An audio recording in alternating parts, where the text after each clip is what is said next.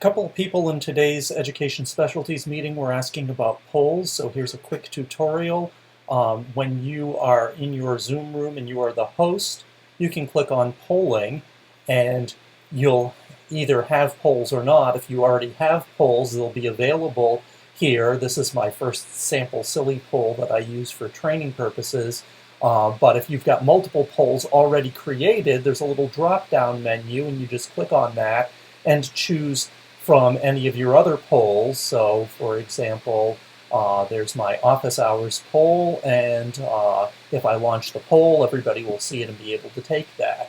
But if I need to make a new poll, I just click on the edit button, and now I can just close this poll up because it's in the way. And here are all the polls that I have currently created that I haven't deleted.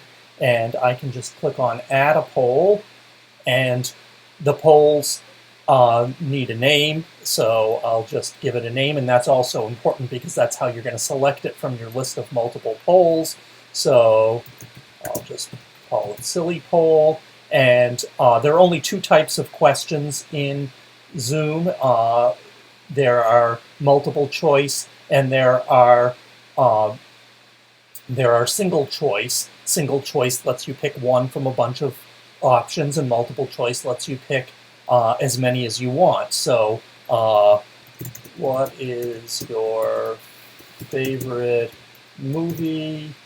And so you can't have them just type in, you have to give them choices in this case. So,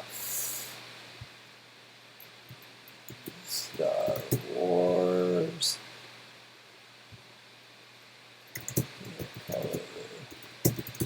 Purple. Just thinking of movies off the top of my head. Transformers. And I can add another question if I want this to have multiple questions. So I could add a question, and let's make this one multiple choice. And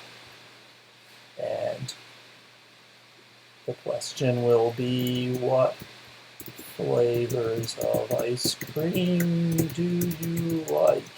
And so they can choose as many. See how it's a checkbox. They can choose as many of those as they want. And chocolate, vanilla, strawberry, and so on. And I can keep adding options, and I'll save that poll. And then once I jump back into Zoom, I now have that as an option, so it's best to set these polls up in advance because it does take a time to do that. But I have it as an option, so I can click on polling and then choose from my drop-down menu any of these polls, including Silly Poll, which is the one I just created, and then launch that for my students. And that's pretty much all there is to polling. It's very simple. If you want more complex polls, you'll need another tool like Google Forms or Microsoft Forms or Qualtrics or something like that, and you just put the link in the chat for them to click on. But for basic, simple check-ins, this is great with yes, no options, some multiple choice options, things like that. This is very, very helpful.